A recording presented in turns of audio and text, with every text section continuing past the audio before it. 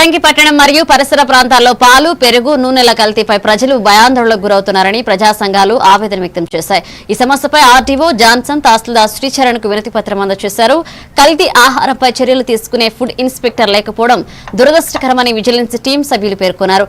ప్రజారోగ్యాన్ని కాపాడేందుకు అద్దంకిలో శాశ్వత food inspector నియమించి తరచూ తనిఖీలు నిర్వహించాలని ప్రజారోగ్య వేదిక కన్వీనర్ రఘుచందు డిమాండ్ చేశారు.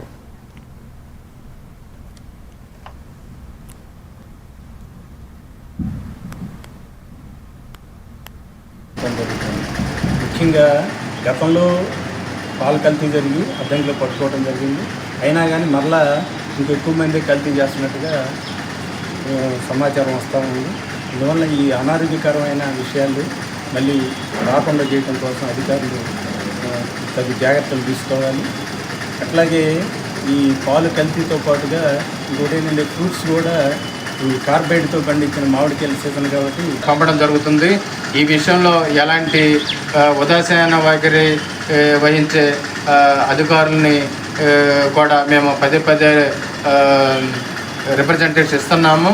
అయినా కూడా అధికారులు ఎవరని చెప్పి ఏదో ఒకటి సాగు చెప్తూ వాళ్ళని ఈ విషయం పట్ల ఉదాసీన వైఖరిగానే వహిస్తున్నారు. కాబట్టి ఇప్పటికైనా సంబంధిత అధికారులు కఠిన చర్యలు వహించి ప్రజారోగ్యాన్ని కాపాడవలసిందిగా అద్దంకి పట్టణ ప్రజా సంఘాలు డిమాండ్ చేస్తున్నాయి.